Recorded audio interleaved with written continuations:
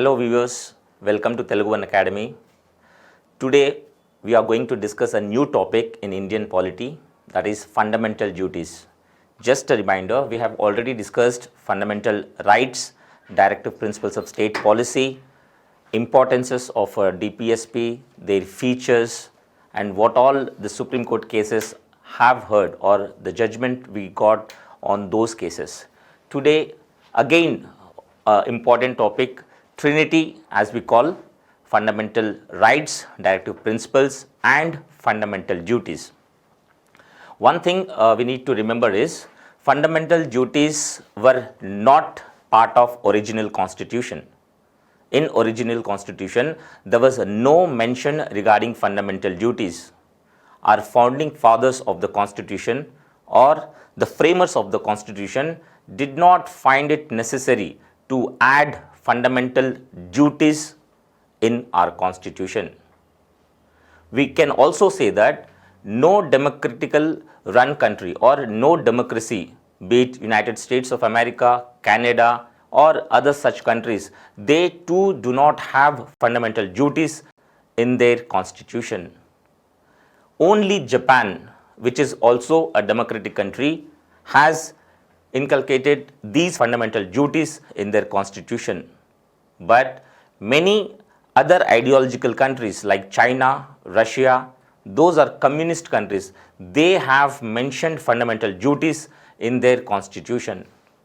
We are the only nation, a democratically run nation, which have made fundamental duties part of our constitution. So just to have a background of fundamental duties, we have added fundamental duties by 42nd Constitutional Amendment Act. It was during the time of emergency, that is in 1975, emergency has started and it continued till March 1977. So our Prime Minister Indira Gandhi at that time has thought it necessary to have fundamental duties mentioned in our constitution. Fundamental duties are not mentioned in original constitution. We have brought these fundamental duties by 42nd Constitutional Amendment Act. ఈ ప్రాథమిక విధులు అనేవి మన original కాన్స్టిట్యూషన్లో ఎక్కడ mention చేయలేదు. మనకు అత్యవసర పరిస్థితుల్లో ఎమర్జెన్సీ విధించినప్పుడు 1975 నుంచి 1977 మధ్యలో చాలామంది లీడర్స్ని ఇల్లీగల్ డిటెన్షన్కి గురి చేశారు. So many leaders have been detained and sent to jail. Those leaders were asking for the rights and many fundamental rights have been violated. So అలాంటి పరిస్థితిలో ఎక్కడైతే ప్రాథమిక హక్కుల కోసం అడుగుతున్నారో అంతే ద్వారా ప్రాథమిక విధులు కూడా నిర్వహించాలని గవర్నమెంట్ ఒక కమిషన్ ఏర్పాటు చేసింది. అదే Sardar Swaran Singh committee. So Sardar Swaran Singh committee has recommended many things which are related to fundamental duties. So the main thing to know about fundamental duties are these fundamental duties have been added by 42nd Amendment Act. So ఈ amendment ద్వారా మనకి ఈ fundamental డ్యూటీస్ని కాన్స్టిట్యూషన్లో add చేయడం జరిగింది. అది original కాన్స్టిట్యూషన్లో లేదు. వీటి కోసము మనం ఒక కొత్త పార్ట్ని తీసుకున్నాము. సో పార్ట్ 4A, మనకి పార్ట్ 4 అంటే directive principles of state policy. అదే పార్ట్లో ఒక కొత్త సెక్షన్ యాడ్ చేసాము, పార్ట్ 4A.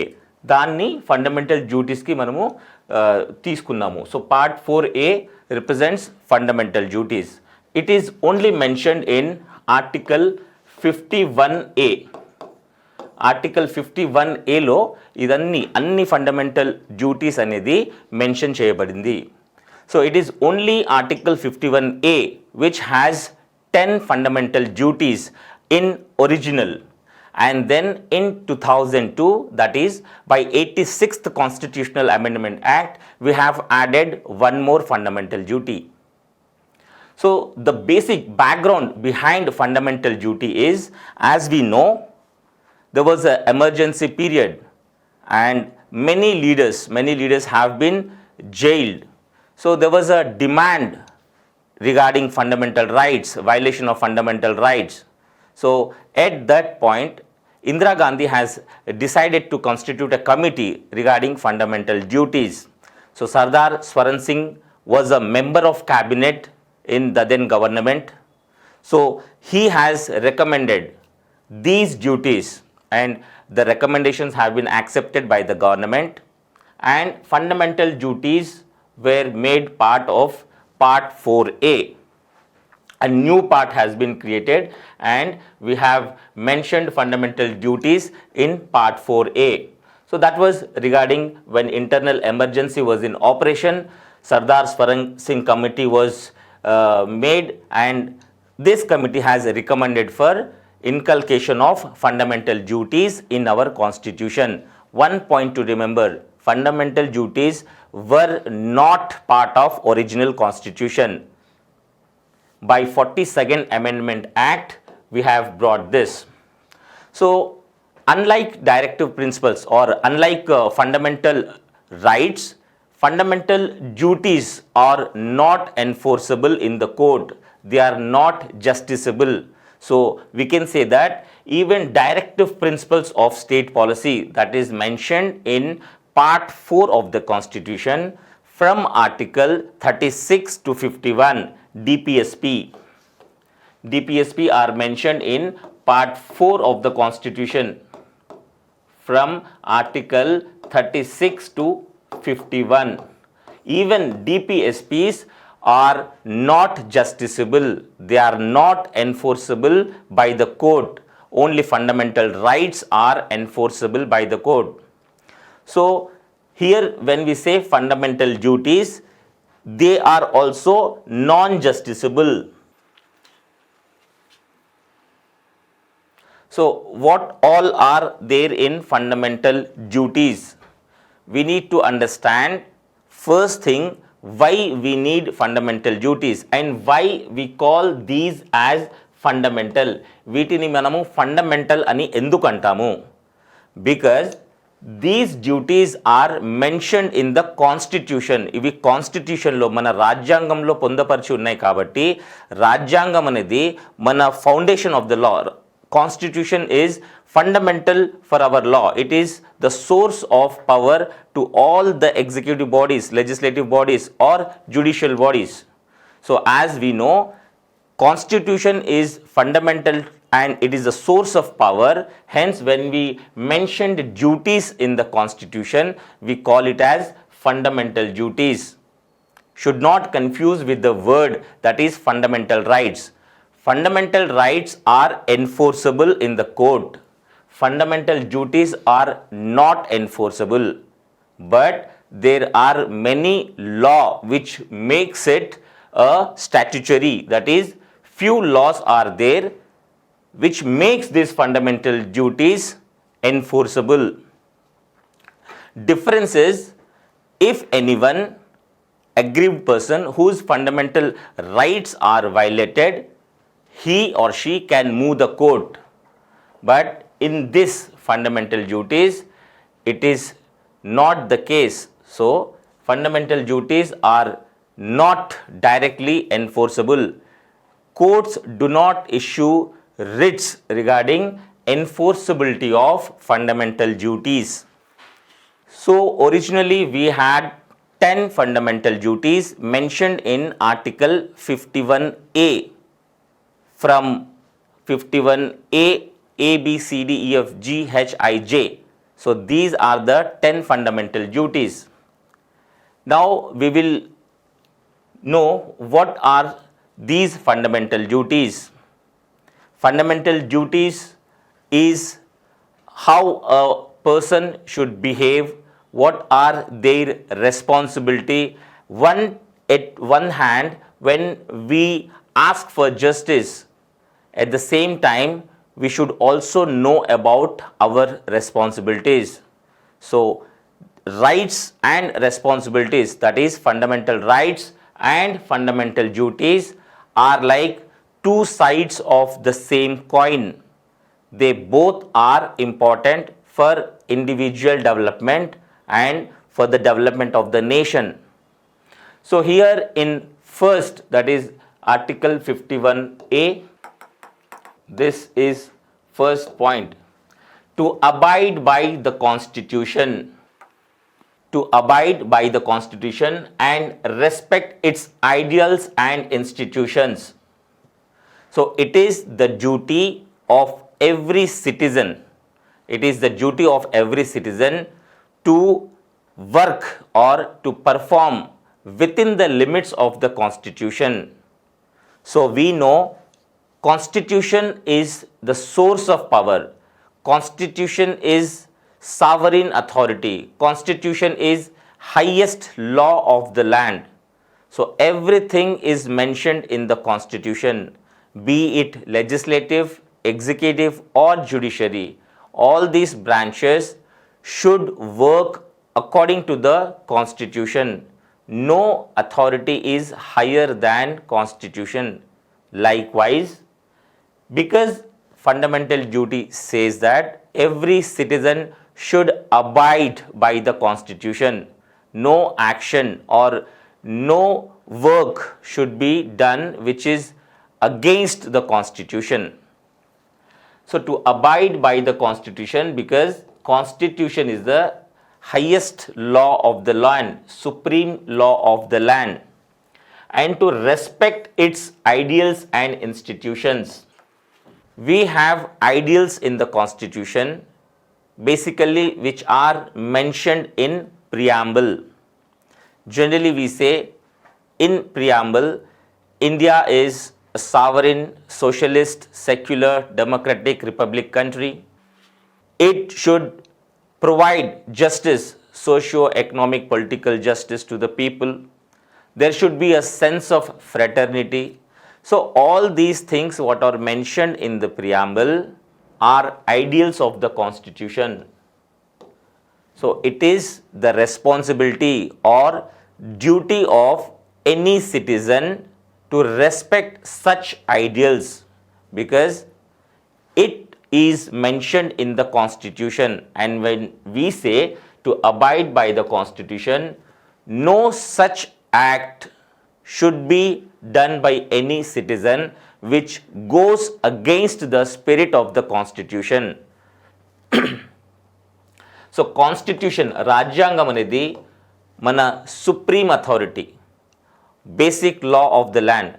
So ఏ ఏజెన్సీ అయినా, లెజిస్లేటర్, జ్యుడిషియరీ, ఎగ్జిక్యూటివ్, ఏ ఏజెన్సీ అయినా, ఏ బ్రాంచ్ అయినా కాన్స్టిట్యూషన్ మన రాజ్యాంగాన్ని లోబడి పని చేయాలి.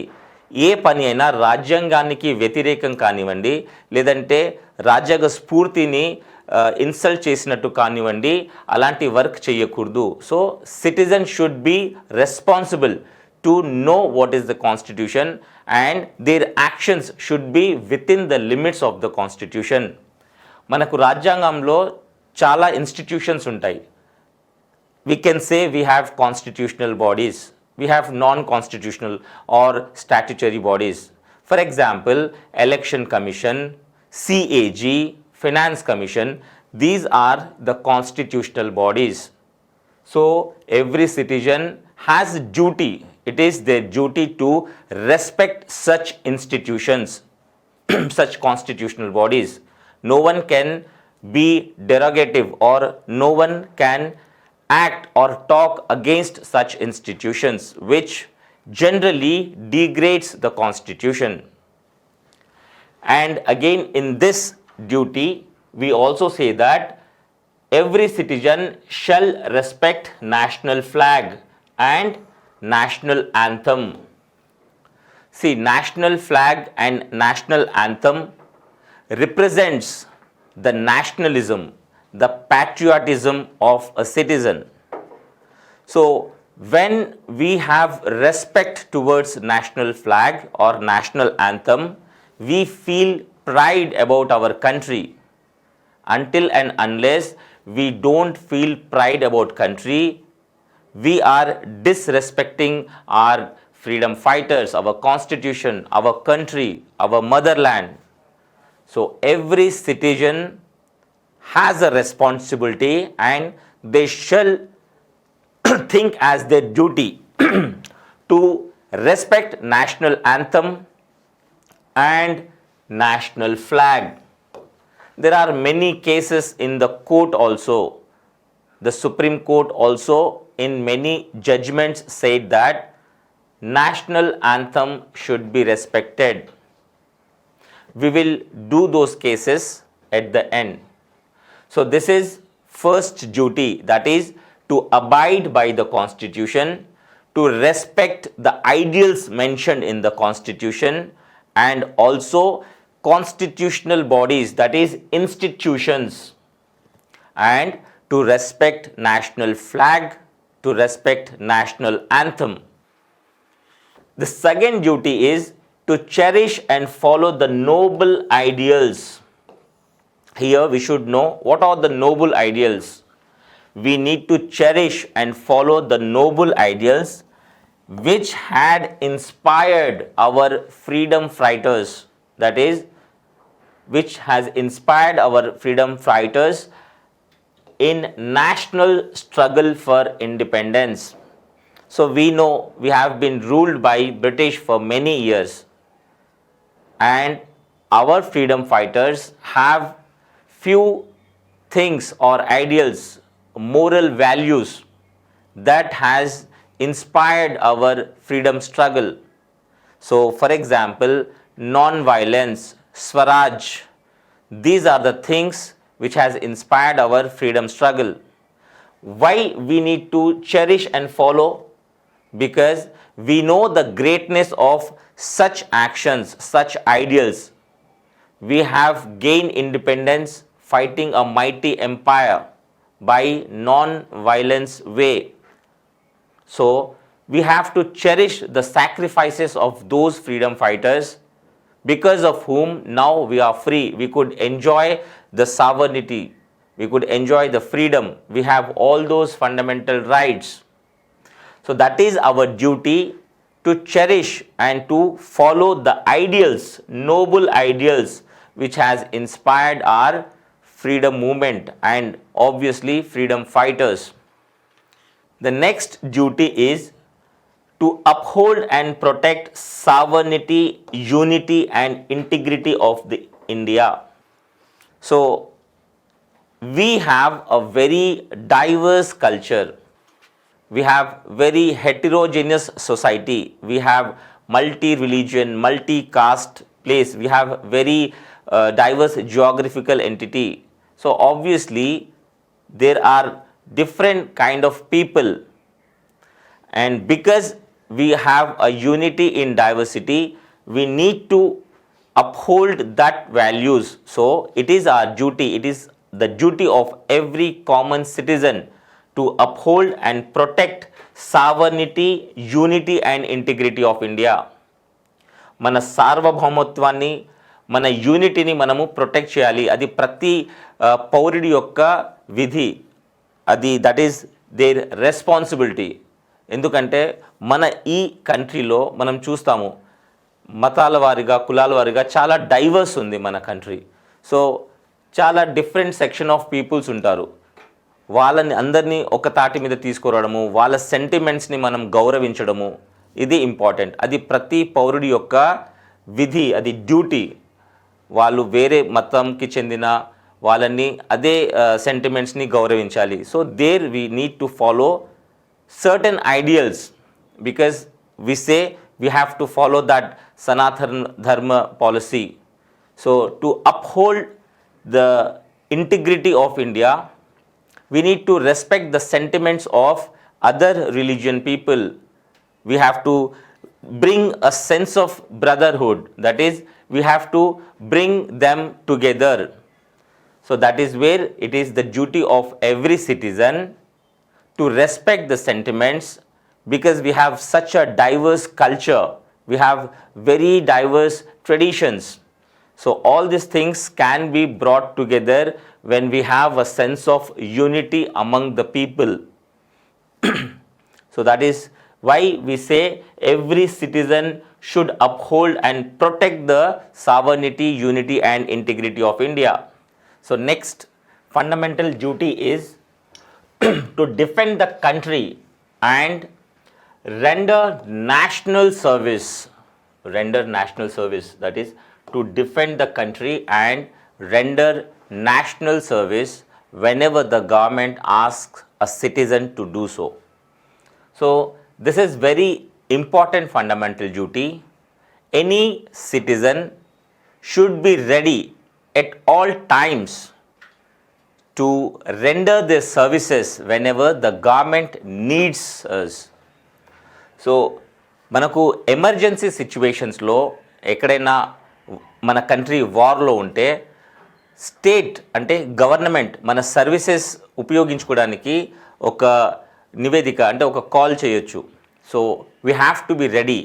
Again it's not compulsion, but as a responsible citizen, it is our duty to render our services when the state needs us.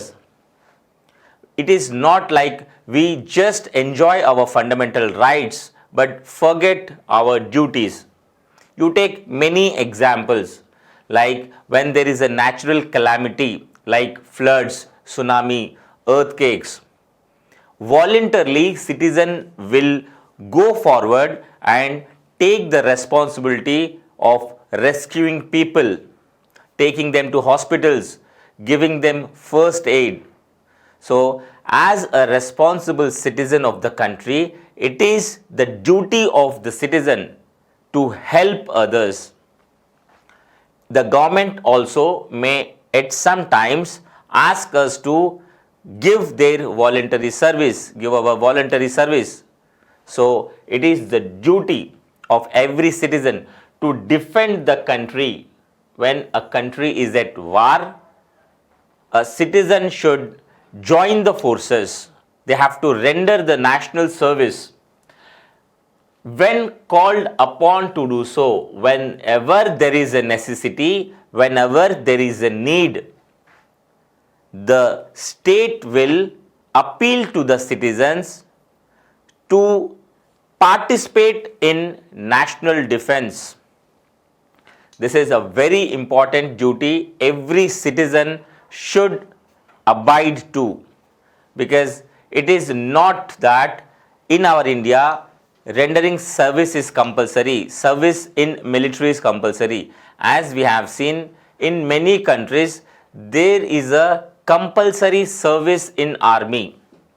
Every citizen at some point of time should give their service in the national army mandatorily, but we do not have such obligation. But in certain circumstances, when country needs us, we have to be ready to give our service and defend the nation, because nothing is above the nation. Nothing is above our motherland.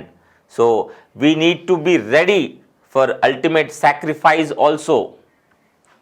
This promotes the concept of patriotism, nationalism, integrity of India.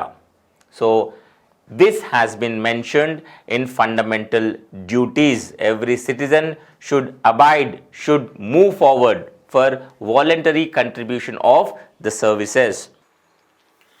Next duty is to promote harmony, and spirit of common brotherhood. This word is important, spirit of common brotherhood. So next duty is to promote harmony and spirit of common brotherhood. This is a very important word, common brotherhood. We also call it as fraternity, భ్రాతృత్వం. ఇప్పుడు వరకు మన culture అనేది చాలా divorce culture. చాలా రకాలుగా అన్ని మతాలు, అన్ని కులాల వారు ఒక దగ్గర ఉంటారు. సో అలాంటి దగ్గర ఒక శాంతియుతమైన వాతావరణము ఉంచుకోవడానికి మన ప్రతి సిటిజన్, ప్రతి పౌరుడికి అది ఒక duty. So as we say, we have multi religious, multi linguistic and regional wise also we are very diverse.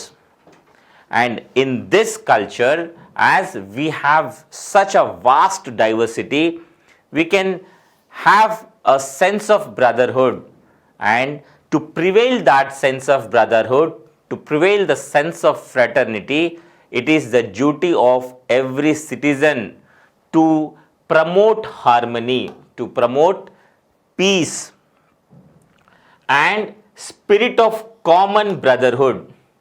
So every citizen should take upon themselves the responsibility to promote peace and harmony and to have a coexistence which transcends, that is, which transcends religion, region, culture, caste and such things. So మన దేశంలో ఇంత vast diversity దగ్గర ప్రతి చాలా రకాల కులము మతము ఉంటుంది కాబట్టి అక్కడ మనం పీస్ని ప్రివేల్ చేయాలి.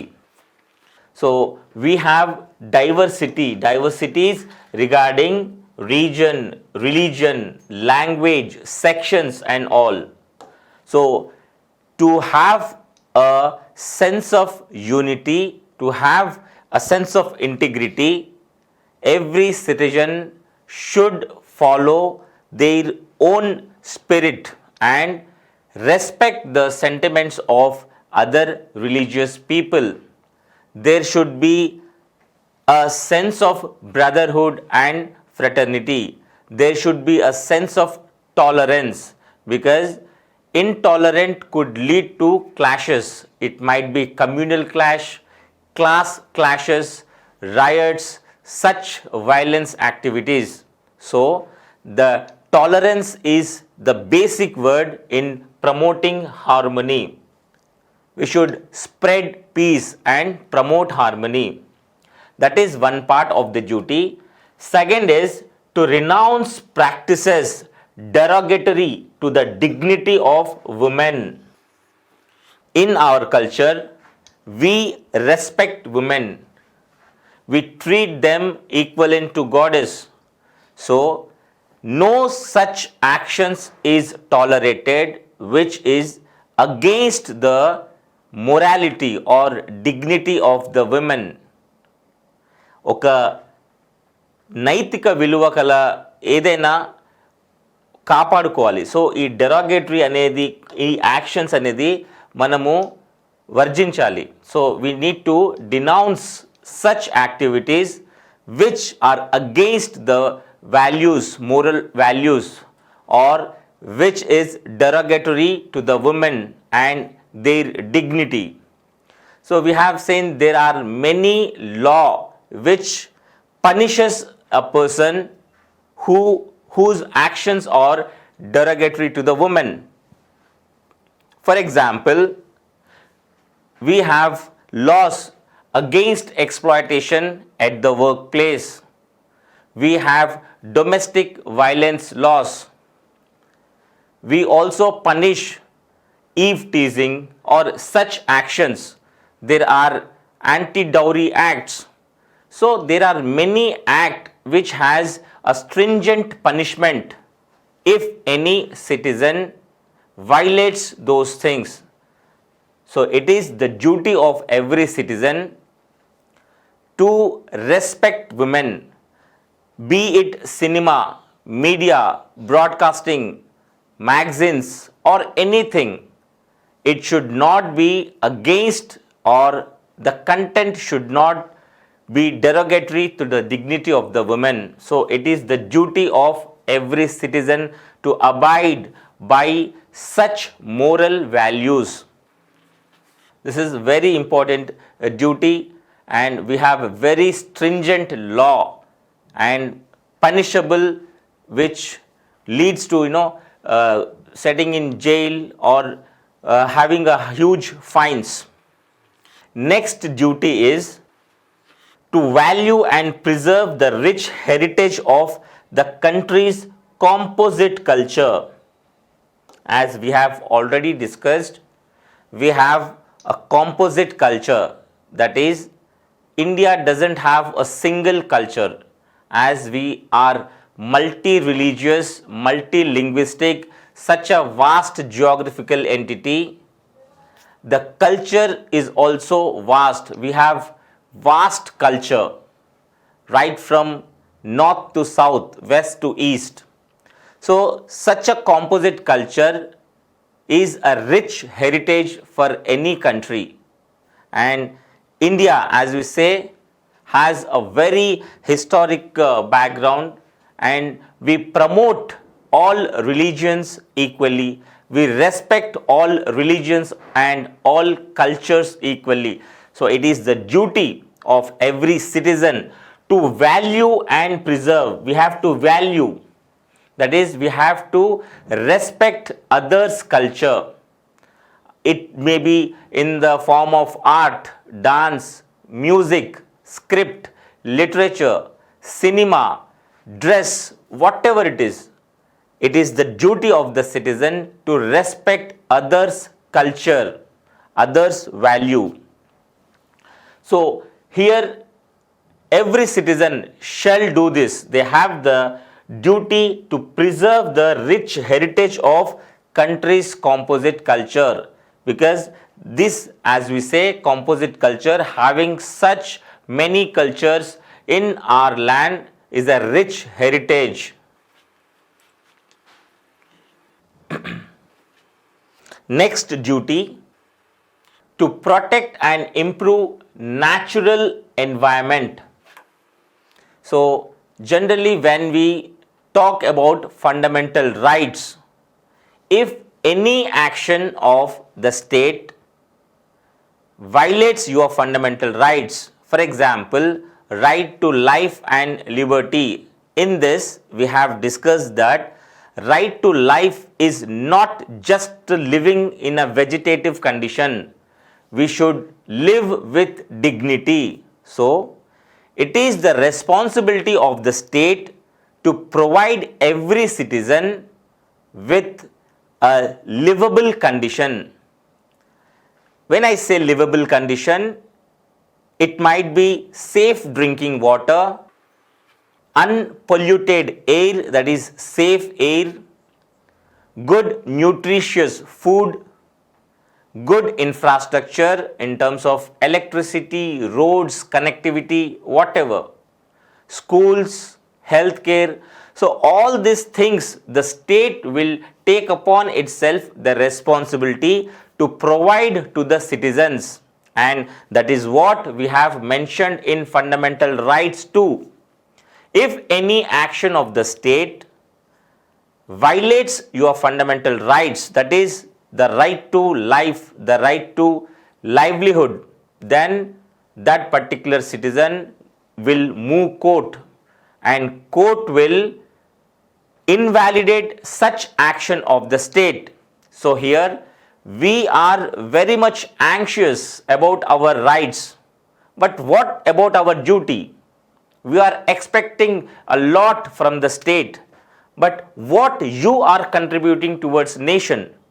So here when we say to protect and improve natural environment, so as a citizen, as a responsible citizen, it is our duty to protect our surroundings, to protect and preserve rich heritage, that is natural environment, to protect our trees, to protect and preserve our lakes, rivers, water bodies, forest, all such things which are naturally available.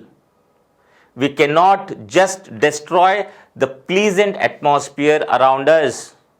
So, making noise, polluting air, these are all things which a responsible citizen should not do.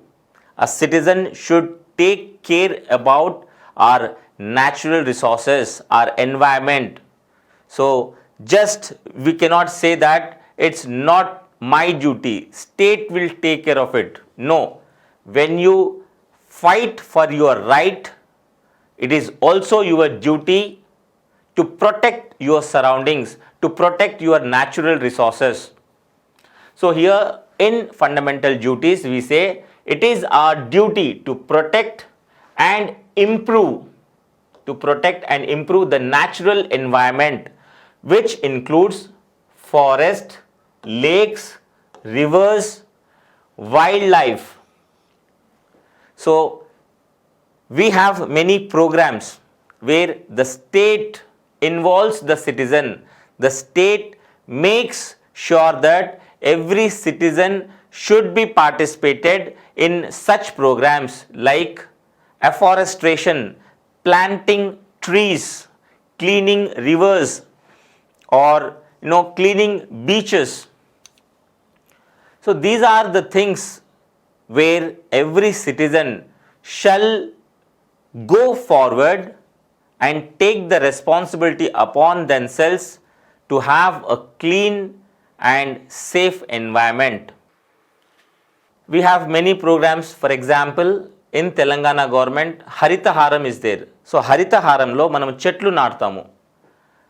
అది ప్రతి పౌరుడు వాళ్ళ బాధ్యత అనుకొని ఆ చెట్లు నాటాలి. నాటడంతోనే సరిపోకుండా వాటిని మనము సంరక్షించుకోవాలి. So these are the things where the state will expect from a responsible citizen. After all, it is our nation, it is our society, it is our environment. To give the best to our coming generations, we need to have a sustainable development. So we should not exploit the natural resources what we have today. We need not to destroy the pleasant atmosphere. So air pollution, water pollution, sound pollution, all these things should be avoided. We generally see no honking at traffic signals. People honk wildly.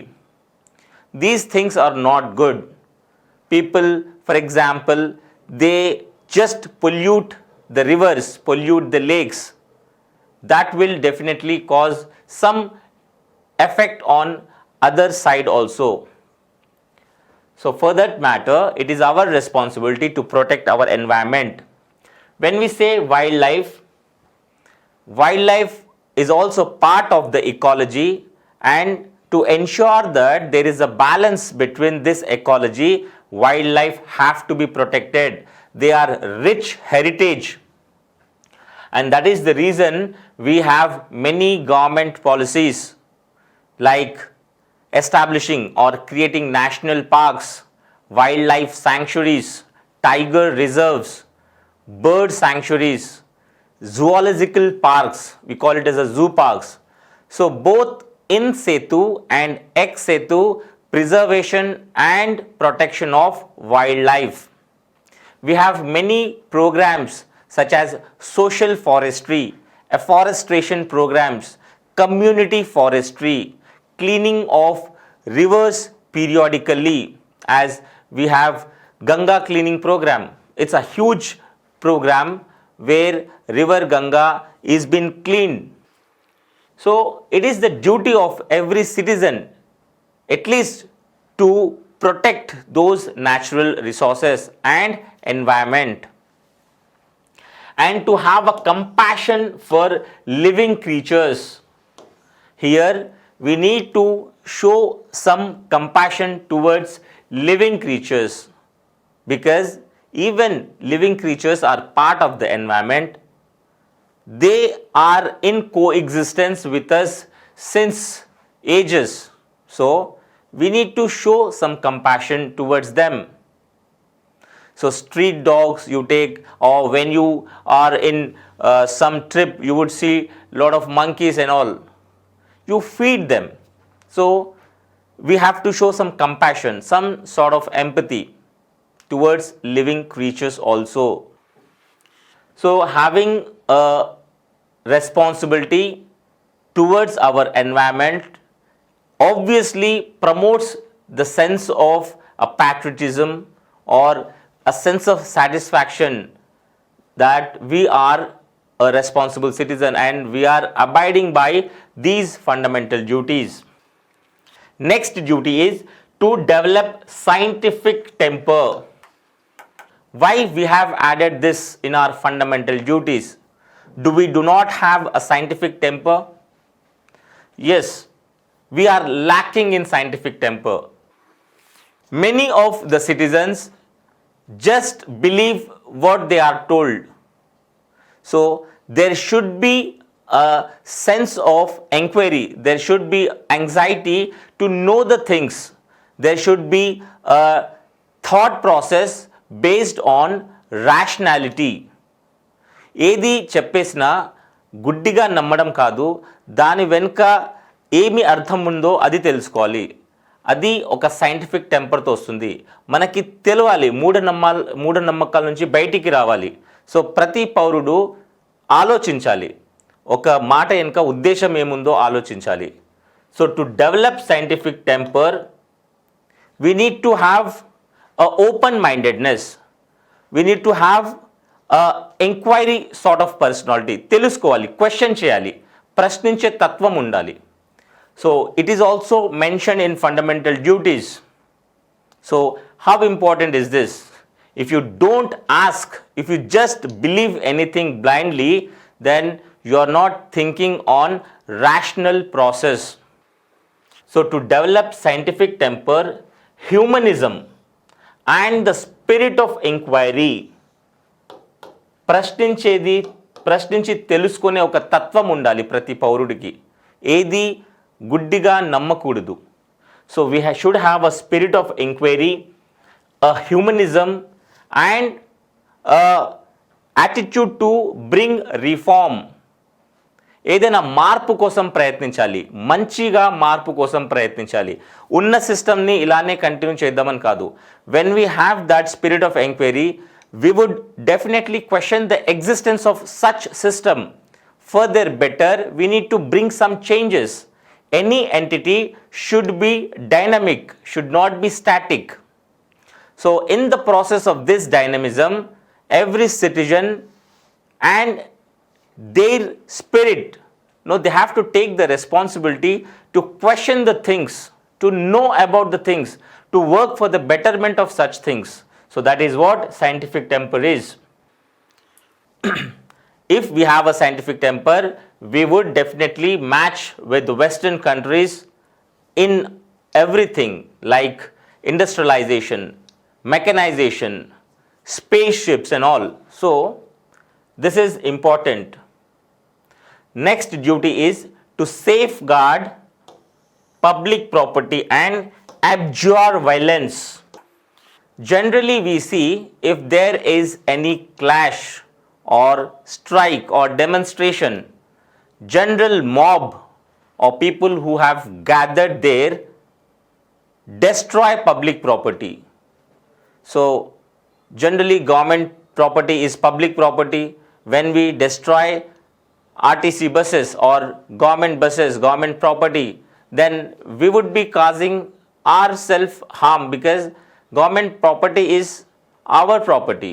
So we need to have in mind, we need to keep this in mind, that citizen, and it is the duty of those responsible citizens to protect public property. Generally public property will be destroyed when there is a violence, there is a breakdown of law and order. So we need to abjure violence. Violence should not be the resort to solve any problems. There are many alternate ways. In the beginning also we have said that we need to follow and cherish the ideals which were followed by our freedom fighters, which has inspired our struggle for independence. So violence is not a solution, and we should also follow that public property shall not be destroyed, because it is the government property. We have paid taxes for that. So we need to assume that public property is protected by every citizen. Okay, next duty under fundamental rights is to strive towards excellence. Whatever work you do, in whatever profession you are, in whatever sector you are, be it primary sector, secondary sector, tertiary sector, white collar job, blue collar job, permanent employee, temporary employee, whatever you do, any profession, irrespective of the nature of the work, you should excel in that work. So there shall be a discipline followed, there shall be a perfectionism followed to excel in one's work. So no work is inferior. You need to worship your work. That is why we say work is worship. So you have to strive hard towards getting this excellence. When you excel in your work, obviously you add to the development of the nation. Your every work is contributing towards nation's growth. So in all spheres of individual and collective activity, when you are in an organization, individually we need to give our efforts, and so collectively also we will grow. So both individual and collective efforts adds to the growth of that particular organization. In turn, it leads to the development of the society, development of the nation. So showing excellence in work, whatever you do, this will raise nation. The nation will raise constantly to higher levels. Even individually, if some citizen shows excellence in the work, they will achieve. So it is the duty of every citizen in the process of national development that every work individually and collectively should be excel. So we have to strive towards excellence in national development constantly. Very important. This duty inspires every citizen to work hard, to keep in mind that hard work would definitely adds to the growth of individual, their family, society and nation at large. Moving on to next fundamental duty, that is to provide opportunities. This thing we have added by 86th Constitutional Amendment Act. This was not part of the original fundamental duties which were inserted by 42nd Constitutional Amendment Act. This to provide opportunities for education to their children between the age of 6 and 14 years. See, this actually mentioned in Directive Principles of State Policy in Article 45. Then we have moved this to Article 21A as fundamental right. It is compulsory that children between 6 to 14 years of age should be given free and compulsory education. Now, why we have this in our fundamental duty? Here, when we say 21A, it is the fundamental right of the children. The state shall provide them free and compulsory education between the age of 6 to 14 years of age. But here in duty, the parent should provide such opportunities to their children so that they could go to school or they could study. So such pleasant environment are provided by the children, by the parents to the children. So the children should not be forced to do work. So this is where we say 21A, this is in fundamental right. We know the example, right to education. So this is added in our fundamental duties by 86th Amendment Act, which has also added Article 21A under fundamental rights. So these are the 11 fundamental duties mentioned in Part 4A of the Constitution under Article 51A. Presently, we have 11 fundamental duties. Originally, we had 10 only. This one we have added recently by 86th Amendment Act. Thank you. This was on fundamental duties. Please do subscribe to watch my more videos. Thanks for watching my video. Thank you.